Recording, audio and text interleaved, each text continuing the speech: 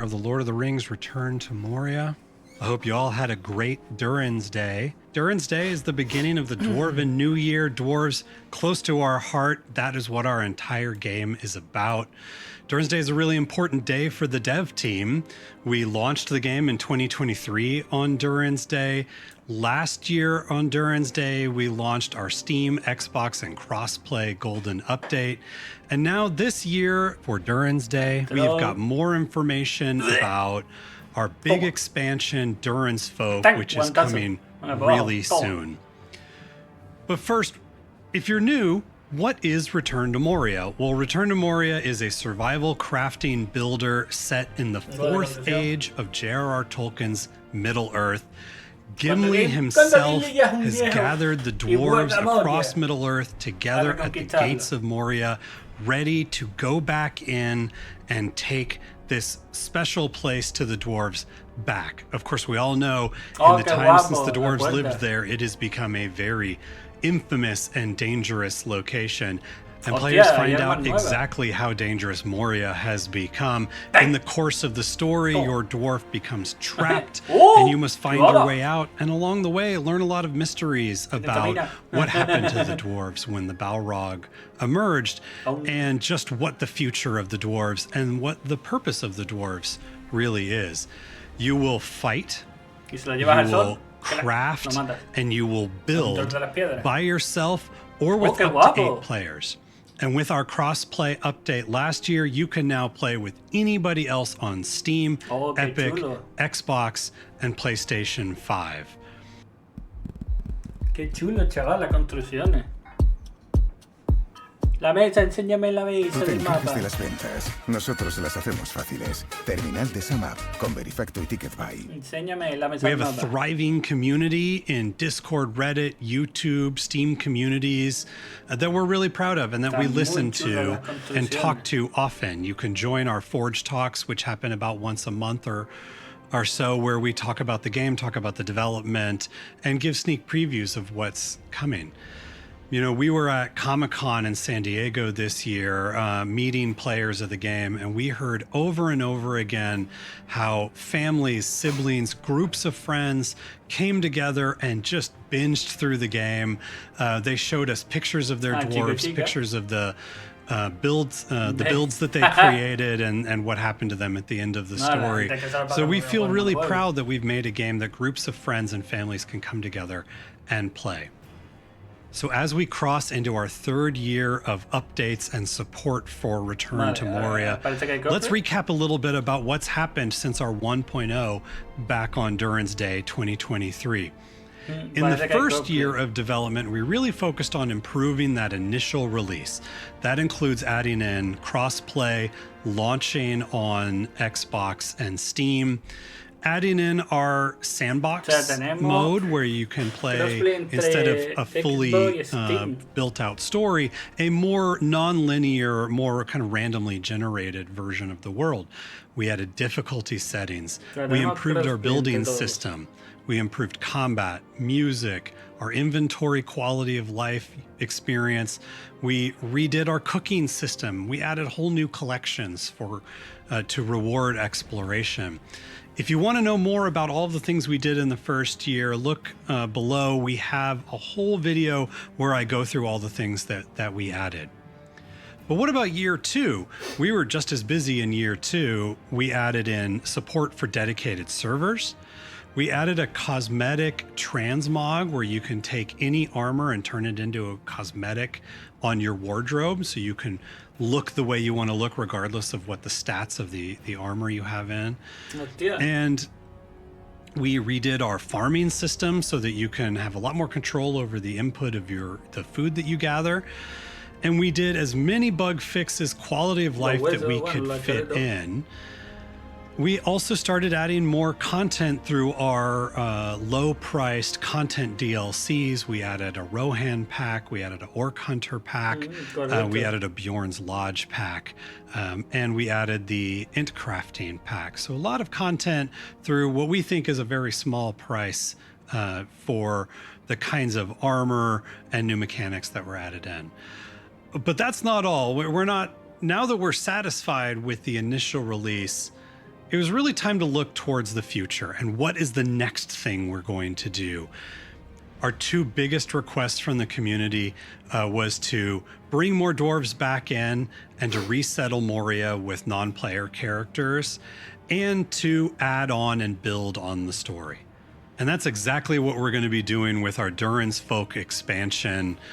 We are going to be, with the King Under the Mountain's permission, time to start bringing a company of dwarves in to prepare for DURINS' return. Now, we have a lot of previews scheduled between now and release. Today, I'm going to take you on a little tour of some of the new areas we're adding in this expansion. So let's go. I am high atop the peak of Xirax Ziggle. Here is Durin's Tower, the famed citadel of the Deathless himself. Here I'm going down. You can see there is pre-built architecture, everything made so that it can be destructible, repairable, and ready for you to make your most epic base possible. Durin's Tower is going to be available even before you get to Baranzanbar in the campaign, if you're lucky enough. Now I am standing at the Gate Stream in Holland, just outside the walls of Moria. I've come to the trading camp at night. ¡Ya! The traders don't sleep. They're always ready to trade with you. Que podemos ir a la But montaña. I just love seeing this particular Estos son los area NPC at que han night. metido, el rojo entrada. Let's go ahead and pull out a torch, though. It is a little dark. And let's go talk to the trader from Rohan. So this is a dwarf who goes back and forth between Rohan. And you can see there are things that the Rohirrim want. These are things that are within Moria. And these are the things that they are offering. So if I fulfill their orders, I earn reputation with the Rohan trader, and I can use that to purchase the things that I want. Here I am standing looking down on the Dimril Dale. Just outside the Dimril Gate, a recruiting camp has been set up by dwarves who have come and want to join the company in Moria. So let's go find somebody that we can add to our delving. Here you can see the gate. Okay, let's go talk to this dwarf. We can walk up. Sometimes they'll have something to say. In this case, I'm just going to look at their details. So this one has got a skill in masonry, good at repairing if I give them a hammer. Let's go ahead and recruit them. We'll pay their wages in advance. And let's send them on to my delving. Encuentra ofertas increíbles en electrónica de segunda mano en Vinted. ¿Lo quieres? Cómpralo en Vinted. Joder.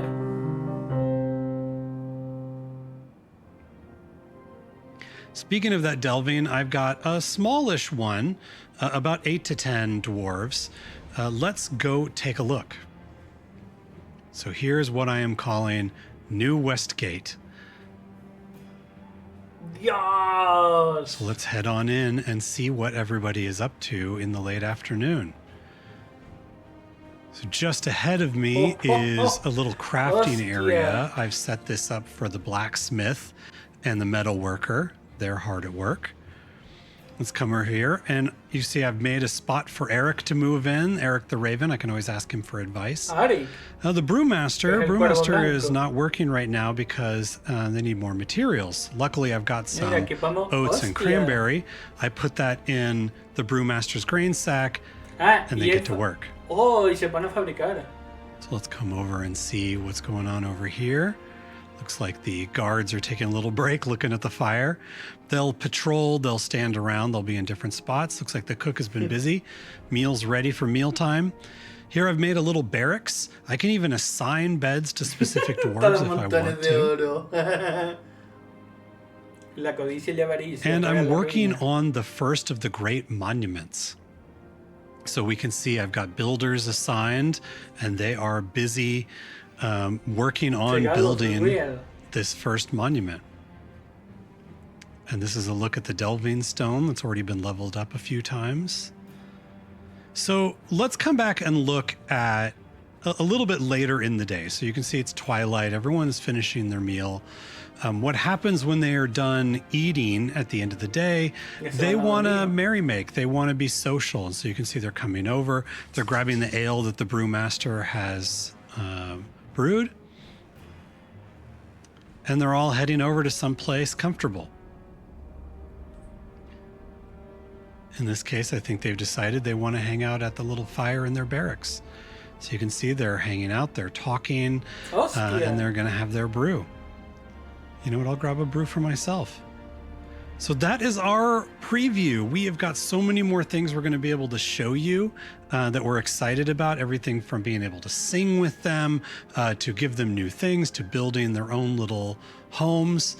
So thank you for watching the sneak preview of DURINS, folks. We are really excited for you to play when it releases on November 18th. Oh, en 2 semanas, tenemos una semana y 4 días para esto. Hostia, qué guapo. No han enseñado la mesa. Está muy chulo las construcciones. Y cambia la cinemática al empezar y al terminar el juego.